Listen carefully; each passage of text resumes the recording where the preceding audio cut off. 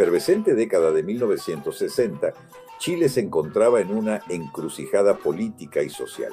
Las elecciones presidenciales de 1964 presentaban un escenario polarizado, con tres candidatos que representaban visiones de país radicalmente diferentes. Por el Partido Demócrata Cristiano, PDC, Eduardo Frei Montalva, una figura política destacada, quien prometía una revolución en libertad. Esta propuesta buscaba una tercera vía entre el capitalismo y el socialismo, planteando reformas estructurales como la reforma agraria, la chilenización del cobre y la reforma educacional.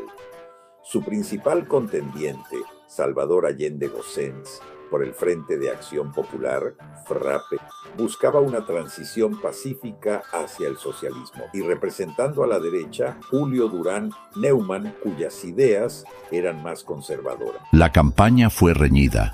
Un evento clave, conocido como el Naranjazo, la muerte del diputado socialista Oscar Naranjo y la sorprendente victoria de su hijo en la elección complementaria, alertó a la derecha sobre el inminente triunfo de Allende.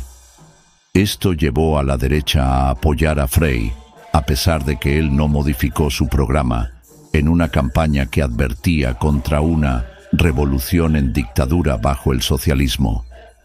El apoyo no solo vino de la derecha chilena, sino también del gobierno de los Estados Unidos, que invirtió más de $4 millones en proyectos de acción clandestina para su candidatura.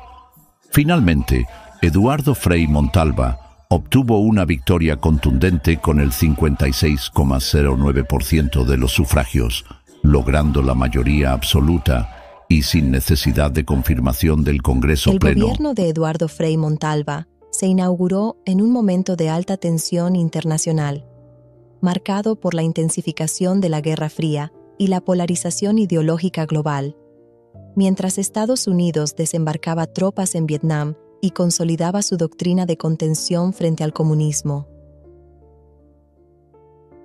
La Unión Soviética reforzaba su presencia internacional bajo el liderazgo de Brezhnev, y China se sumaba al club nuclear, proyectando una tercera vía revolucionaria.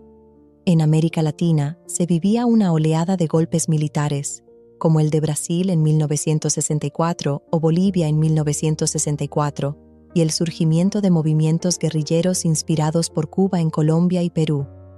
La intervención militar estadounidense en República Dominicana en 1965 evidenció la disposición de Washington para frenar por la fuerza cualquier intento de revolución. En este escenario, el proyecto reformista de Frei, la llamada Revolución en Libertad, fue visto como un experimento singular, una modernización capitalista con justicia social, promovida desde la institucionalidad democrática y respaldada estratégicamente por Estados Unidos a través de la Alianza para el Progreso. Durante su candidatura, Frei había cultivado el interés y la esperanza de los oficiales militares, tradicionalmente apolíticos. En mayo de 1964, en el Teatro Baquedano, Frei se dirigió al personal en retiro, fustigando la indiferencia culpable que había llevado a la falta de preocupación por los problemas de los cuerpos armados. Prometió darles el rango social, el estímulo profesional que les correspondía y los recursos necesarios para cumplir su misión.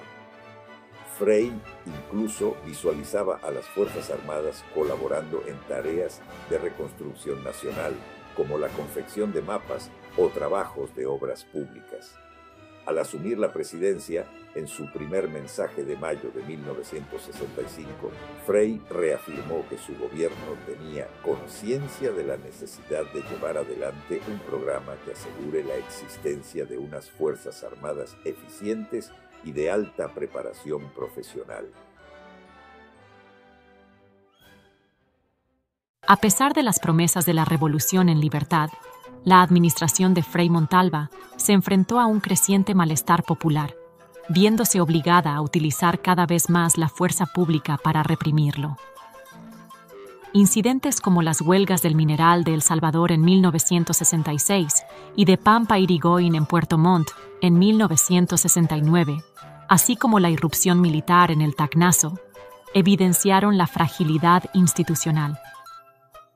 El sistema político estaba frágil, la inflación era crónica y la efervescencia social crecía, en un contexto internacional de grandes tensiones. Los movimientos sociales, impulsados por la reforma agraria y la consolidación de la Revolución cubana, buscaban un cambio más rápido, manifestándose en más de 500 huelgas entre 1965 y 1966, tomas de fondos, sindicalización campesina masiva y más de 100 tomas de pobladores sin casa en Santiago, incluso con el nacimiento de las primeras milicias populares. En el ámbito político, hubo escisiones en los partidos como en la Democracia Cristiana, que dio origen al MAPU, Movimiento de Acción Popular Unitario, y la creación del MIR, Movimiento de Izquierda Revolucionaria, que rechazaba la revolución por etapas y sostenía la necesidad de una revolución socialista permanente. El Partido Socialista, en su Congreso de Chillán en 1967, declaró que la violencia revolucionaria era inevitable y legítima, y la única vía que conducía a la toma del poder político y económico, planteando la destrucción del aparato burocrático y militar del Estado burgués. Mientras tanto, en Bolivia, operaba el Ejército de Liberación Nacional del Che Guevara, con vínculos en Chile, y el entonces senador Salvador Allende estaba al tanto de los acuerdos de la primera conferencia de la Organización para la Solidaridad Latinoamericana en Cuba, que afirmaban que la lucha revolucionaria armada constituía la línea fundamental en América. A pesar de las promesas iniciales y la necesidad de una capacidad disuasiva ante conflictos limítrofes, la situación de las Fuerzas Armadas no mejoró. De hecho, durante la administración de Frei Montalva, las Fuerzas Armadas sufrieron su peor momento como corporación. El presupuesto militar, que promediaba el 13%, cayó al 9%, provocando un creciente malestar. Juan de Dios Carmona, ministro de Defensa, describió las condiciones como vergonzosas en materia de sueldos, de establecimientos, equipamientos, en todo orden de materias, es decir, abandono total. Los reajustes salariales militares se realizaban meses después que los de la administración pública, una situación que Carmona intentó corregir. La realidad era de falta impresionante de medios. No había combustible ni repuestos para vehículos, y el material pesado quedaba inmovilizado y se enterraba en el suelo. El equipo era obsoleto, a menudo desechos de la Segunda Guerra Mundial y de la Guerra de Corea. La escasez de vestuario y equipo para los conscriptos era notable. Se entregaban botas usadas y rotas, y en algunos casos usaban tenidas de loneta blancas de mala calidad. La munición para instrucción de tiro era increíblemente escasa, limitando la preparación. Para enseñar el fuego y movimiento, se simulaba el tiro golpeando las cajas de munición con piedras. El mantenimiento de los cuarteles era deficiente por falta de presupuesto, llevando al deterioro de las dependencias. Los sueldos eran extremadamente bajos, el pago mensual para los oficiales jóvenes apenas alcanzaba para saldar deudas. Esta precaria situación llevó a que personal de planta de excelencia sacrificara su carrera para buscar otros horizontes, siendo tentado por grandes empresas mineras que pagaban hasta 5 veces el sueldo militar. Esta realidad precaria afectaba notablemente la razón de ser del militar. Las dotaciones de las unidades estaban incompletas, afectando su capacidad operativa. Se evidenció una relajación de la disciplina y un creciente descontento contra la autoridad política y la falta de fortaleza de los mandos para resolver la grave situación. La cúpula militar percibía un lenguaje arrogante y excluyente y un trato desdeñoso por parte del gobierno civil. Según el general de división Alejandro Medina Lois, no había una clara percepción de cuál era la necesidad de tener un estamento militar por parte del gobierno. El gasto militar era visto como una competencia con otros grupos de presión más importantes para los líderes políticos.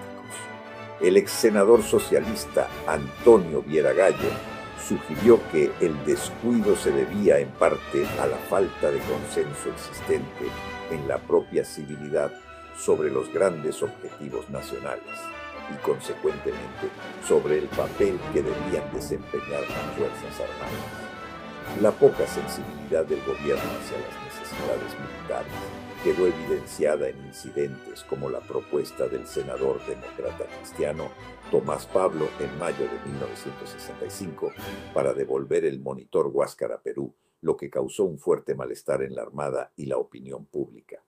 En medio de este clima de descontento se descubrió el proyecto Camelot, una investigación secreta del Pentágono estadounidense encomendada a la American University. Su objetivo era desarrollar un modelo para evaluar las posibilidades revolucionarias en países subdesarrollados y recomendar medidas para su neutralización. Este estudio, dirigido inicialmente por el sociólogo Roy Hansen, incluyó encuestas a más de 100 oficiales chilenos, buscando comprender la relación entre el ejército y la ciudadanía. El informe, inicialmente secreto, fue filtrado y divulgado por periodistas de izquierda, revelando un panorama perturbador para la estabilidad política de Chile. Diagnosticaba el peligro de desintegración de las fuerzas militares debido a su marginación en las grandes decisiones nacionales, el bajo presupuesto y la declinación del prestigio de la carrera militar. El estudio afirmaba: nuestra tesis es que el ejército chileno es una organización en declinación, declinando en su tamaño relativo, en su presupuesto, prestigio y en su influencia sobre la sociedad. Camelot incluso anunció el ascenso del militarismo, la destitución del poder civil y el control del poder por las Fuerzas Armadas si el estado de desintegración persistía. Más revelador fue el desprecio y resentimiento de los altos oficiales hacia los civiles y políticos, a quienes consideraban oportunistas, inútiles y corruptos e incapaces de defender al Estado. Los militares se veían a sí mismos como el único grupo capaz de defender a la patria. Aunque se proclamaban constitucionalistas, su noción incluía un rotundo anticomunismo. A pesar de las protestas del gobierno chileno por la injerencia estadounidense y el cese de los estudios, pocos prestaron atención al fondo del problema, el creciente malestar del mundo militar debido al abandono en que vivía. El gobierno de Eduardo Frei Montalva, a pesar de sus promesas iniciales y los desafíos del contexto nacional e internacional, no logró priorizar las necesidades de las Fuerzas Armadas. Este abandono llevó a un deterioro significativo de sus condiciones materiales y morales y a la creación de una creciente brecha y resentimiento entre el estamento militar y el poder civil. Una situación que sin duda sentaría las bases para los complejos y dramáticos escenarios políticos y militares que se desarrollarían en los años siguientes en la historia de Chile.